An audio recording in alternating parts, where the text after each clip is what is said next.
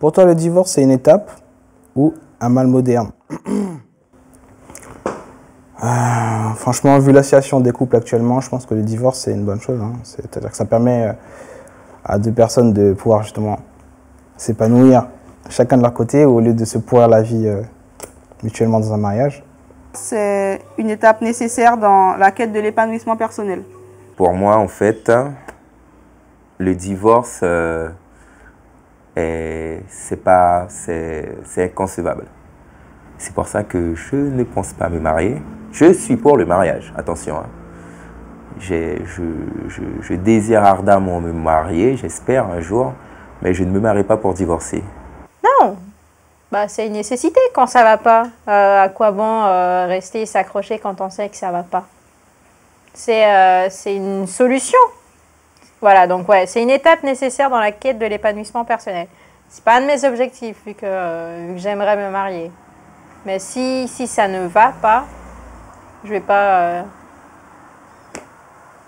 me mettre une corde au cou et qu'on saute tous les deux. Voilà, autant la couper. Je pense que pour penser au divorce, il faudrait déjà penser au mariage et je pense pas. Ça dépend, hein. Un couple qui va mal, qui va vraiment vraiment mal, devrait divorcer. Peut-être qu'il serait mieux séparés qu'ensemble. Après, c'est vrai que les grandes personnes disaient que on se sépare pas pour une petite embrouille, quoi. Ça serait toujours mieux de recoller les morceaux. Moi, je répondrais à un mal moderne. Les gens ne pensent plus qu'à leurs besoins personnels et on n'essaye plus d'arranger les choses aujourd'hui. On préfère se séparer trop rapidement. Ouais, non, moi je pense pas comme ça, mais je pense qu'on va pas... Enfin, la génération de nos grands-parents, ils sont restés ensemble, ils ont vieilli ensemble. C'est pas pour autant que le couple ou que la famille s'en est mieux porté. Donc s'il faut se séparer, je pense que vaut mieux voilà, une séparation que plutôt rester à essayer de réparer rien du tout de toute façon. Pour toi, le mariage, c'est un rêve, c'est la meilleure manière de prouver à son partenaire qu'on l'aime vraiment. C'est qu'un bout de papier qui ne veut plus rien dire. C'est pas pour moi, s'installer ensemble, avoir des enfants, c'est bien plus important comme engagement.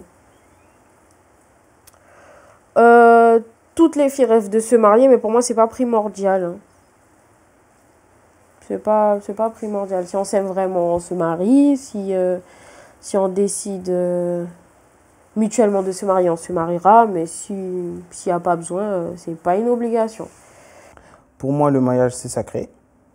Pour moi, oui, c'est un rêve, c'est pas une obligation, mais je me vois quand même me marier, faire une grosse fête et tout avec les gens que j'aime.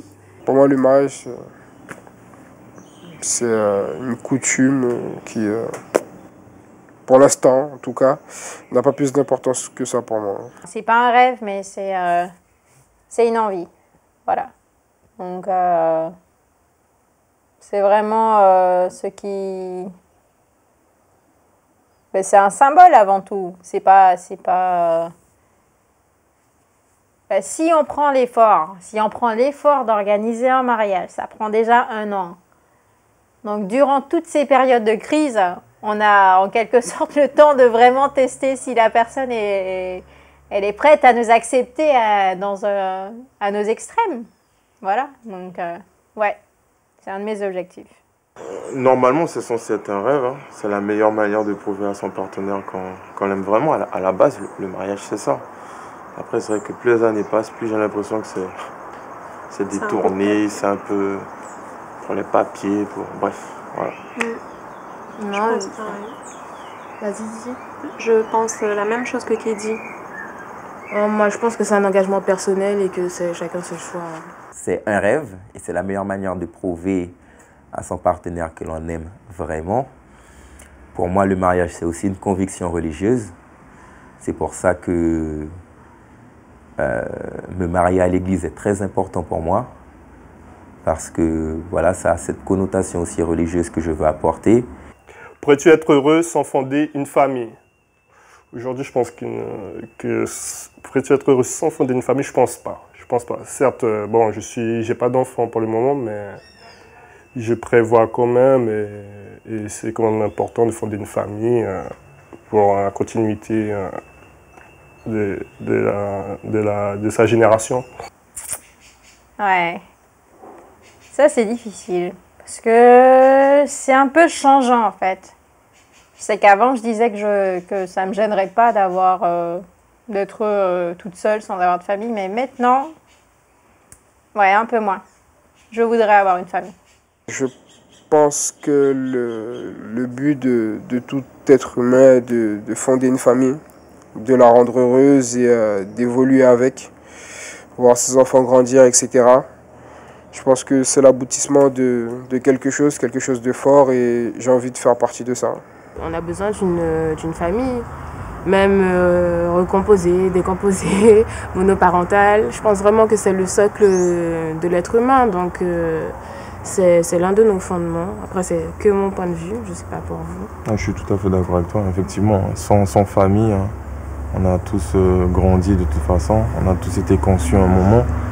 Et c'est important justement de pouvoir continuer sur ce chemin-là. Donc ouais, pour moi, c'est très très important la conception d'une famille. Voilà. Pour moi, la famille a vraiment une place fondamentale dans la vie de quelqu'un. Donc il est primordial pour moi d'avoir une famille. Peut-être pas une famille, mais d'avoir un enfant. Aujourd'hui, j'ai ma fille et qui me comble de joie. Et effectivement, le summum aurait été la famille, forcément. Après, on ne peut pas tout avoir dans la vie. Si je vais être en communication et travailler dans la com, je ne me vois pas avoir une famille tout de suite, mais vraiment dans le tard. Y a plein de gens qui vivent sans avoir fondé une famille, donc je pense que oui. Quand tu te projettes dans l'avenir, tu te vois vivre comment?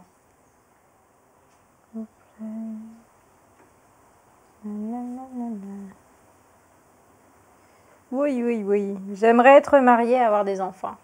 Je sais pas, je me suis jamais projeté plus loin que ça. Mariée ou pacsée avec des enfants? En couple, le temps que ça durera, avec la garde alternée pour les enfants, si on se sépare. Moi, pareil, marié, pacsé avec des enfants. Moi, je dirais avec des enfants, hein, dans un avenir très proche. Dans les réponses, il n'y a pas comment je me vois en fait. Donc moi, je me vois avec 1 ou 2 enfants, si possible en couple. Mais comme dirait ma mère, hein, n'attends pas sur un homme. Donc si elle m'a toujours dit, fais en sorte de penser à, si tu es toute seule, de subvenir toute seule aux besoins de tes enfants. Je n'ai pas forcément... Tant que je suis heureux, en fait. Le reste, voilà. Heureux, enfant, c'est sûr. Après, dans l'absolu, oui, en couple avec mes bébés. Mais si je ne suis pas en couple, tant pis. Pourrais-tu être heureux sans contraception? Non, je pense pas. Non, je ne pourrais pas être heureux sans contraception. Je pense que la vie des femmes serait beaucoup plus compliquée, en fait. Sans contraception, là, on peut choisir, voilà, du moment où on va justement fonder notre famille, on peut se donner le temps. Non, je pense que ça évite aussi l'avortement. Je trouve que c'est une très bonne chose et qu'on ne devrait pas être sans. Je serais plus heureux s'il n'y avait pas de maladie sexuellement transmissible, ouais. Pourrais-je être heureuse sans contraception? Bah logiquement non, hein, parce que si la famille elle décide de se fonder alors que je suis pas prête, ça va pas le faire. Je pense pas, non. Je pense pas. Bien sûr que non. Je pense qu'aujourd'hui, en tout cas, dans le monde dans lequel on vit, il est très important de pouvoir se protéger, d'une part. Et puis, je ne dirais pas que les accidents arrivent vite. Je dirais que, dans certaines situations, vive la contraception.